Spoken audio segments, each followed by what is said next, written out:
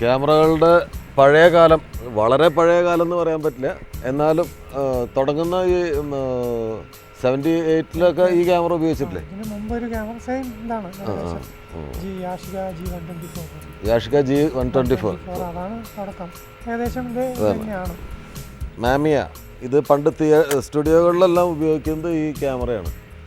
ഈ ക്യാമറ അന്നത്തെ കാലത്ത് ക്യാമറാമാൻമാരുടെ, സ്റ്റിൽ ഫോട്ടോഗ്രാഫേഴ്സിൻ്റെ കഴുത്തിൽ ഇത് തൂങ്ങിക്കിടക്കും. ഇങ്ങനത്തെ ഒരു ക്യാമറ ഉണ്ടാവും. ഇത് 120 ഫിലിം അല്ലേ? ആ ഉണ്ട്. ഇതിൽ ട്വിൻ ലെൻസാണ്. എന്താ അതിൻ്റെ പ്രത്യേകത? ഇത് നമ്മൾ വ്യൂ ഫൈൻഡർ ഈ ലെൻസാണ്. ഇത് ഫിലിമിലേക്കുള്ളതാണ്. ഇത് വ്യൂ ഫൈൻഡറിനുള്ള ലെൻസാണ്. ഇത് ഈ വ്യൂ ഫൈൻഡറിനുള്ള ലെൻസാണിത്. ഇതാണ് ഫിലിമിൽ പതിയുന്ന ലെൻസ്.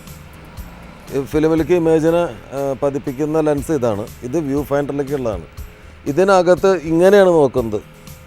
മറ്റ് ക്യാമറകളൊക്കെ ഇങ്ങനെ നോക്കുന്ന സ്ഥാനത്ത് ഇത് ഇങ്ങനെയാണ് നോക്കുന്നത്. ഇതിനകത്ത് ഫിലിം റോളാണ്. ഫിലിം റോള് നമ്മൾ നേരത്തെ സിനിമ ക്യാമറകളിൽ നമ്മൾ കണ്ടതുപോലെ ഒരു സ്പൂളിൽ ഉണ്ടാവും.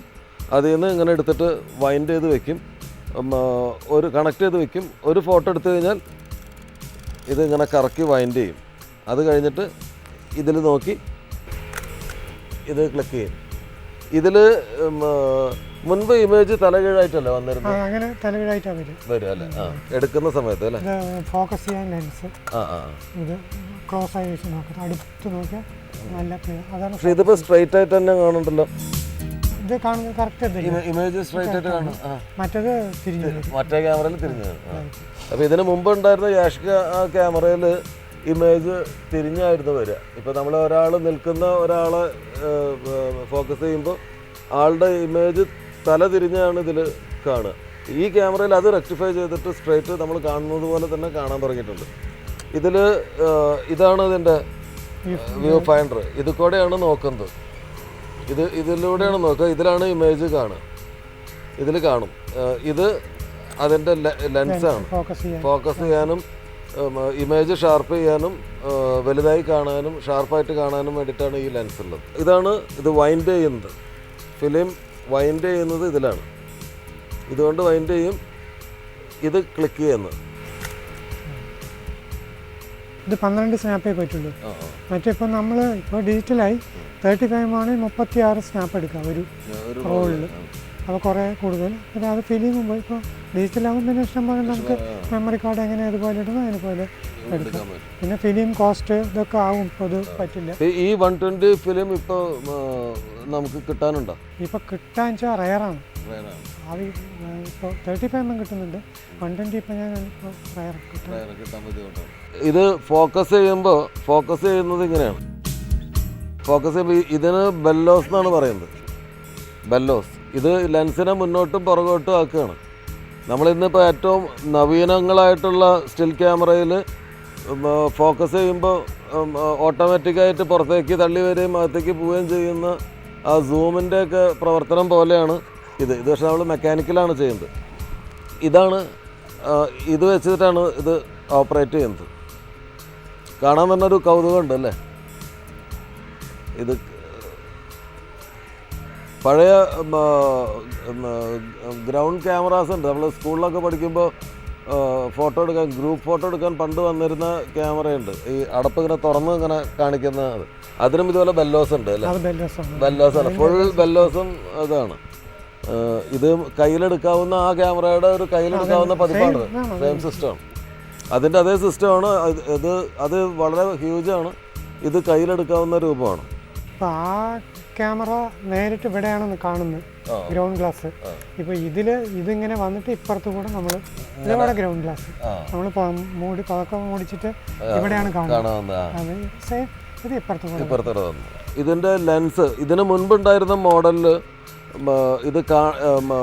ഈ ലെൻസുകൾ മാറ്റാൻ പറ്റില്ലായിരുന്നു അല്ലേ? അന്നത് മാറ്റാൻ പറ്റില്ലായിരുന്നു.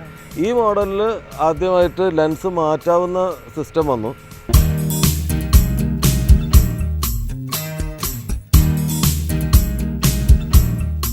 ഈ ലെൻസ് എടുത്ത് മാറ്റാം. ഈ ലെൻസ് എടുത്ത് മാറ്റുന്നതിന് മുൻപ് ഇതിനകത്ത് ഫിലിം ഉണ്ടെങ്കിൽ ഈ ലെൻസ് മാറ്റുന്നതിന് മുമ്പ് ഇവിടെ ഒരു ഈ നോബ് ഇങ്ങനെ തിരിച്ചാൽ ഇതിൻ്റെ ഉള്ളിൽ ഷട്ടർ അടയും. അപ്പോൾ ഈ ഫിലിമിലേക്ക് ലൈറ്റ് കിടക്കുകയോ ഫിലിം എക്സ്പോസ് ആവുകയോ ചെയ്യില്ല. അങ്ങനെ ക്ലോസ് ചെയ്തതിന് ശേഷമാണ് ഈ ലെൻസ് ഓപ്പൺ ചെയ്തെടുക്കുന്നത്. ആ കാലത്ത് ഇത് വലിയ അത്ഭുതമായിരുന്നു അല്ലേ. ഇത് ആണ് ആ നോബ്. ഈ നോബ് തിരിച്ചു കഴിഞ്ഞാൽ ഇതിനകത്ത് ഇത് ക്ലോസ് ആവും. ഇപ്പോൾ ഓപ്പണായി.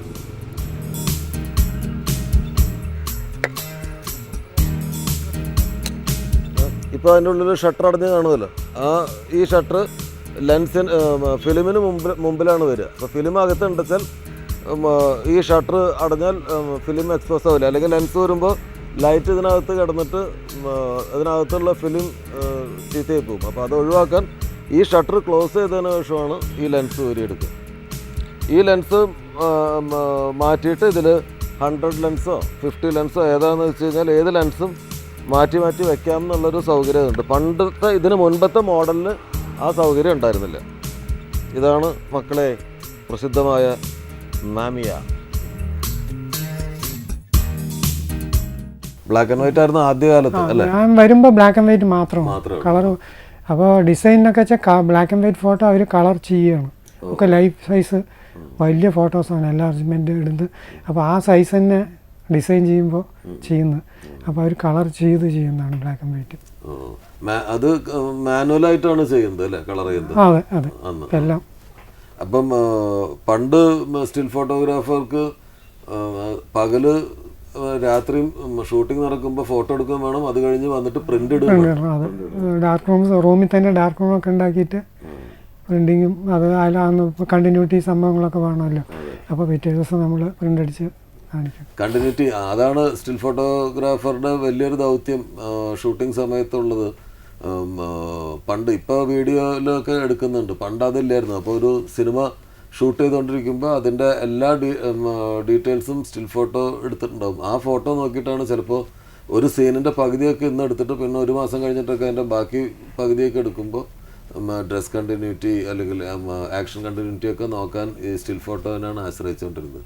അന്ന് ഈ സ്റ്റിൽ ഫോട്ടോസ് എത്ര സൈസ് വരെ നമ്മൾ മാനുവലി പ്രിന്റ് ചെയ്യും? മാനുവലി വെച്ചാൽ ഒരു 40 ഇഞ്ചസ് വിക്തുള്ള പേപ്പർ കിട്ടും അന്ന്. അന്നൊരു 4 അടി 6 അടി വരെയൊക്കെ എൻലാർജ് പിന്നെ എക്സ്പോസ് ചെയ്യാണ് ചെയ്യുക. എൻലാർജർ പ്രൊജക്റ്റ് ചെയ്യുകയാണ് ചെയ്യുക. MK മോഹനൻ എന്ന മോമിയേട്ടൻ്റെ ചലച്ചിത്രാനുഭവങ്ങൾ ഒരു ചെറുവട്ടത്തിൽ ഒതുങ്ങുന്നതല്ല. നിശ്ചല ഛായയുടെ തലമുറകളിലൂടെയുള്ള ഒരു യാത്ര കൂടിയാണത്.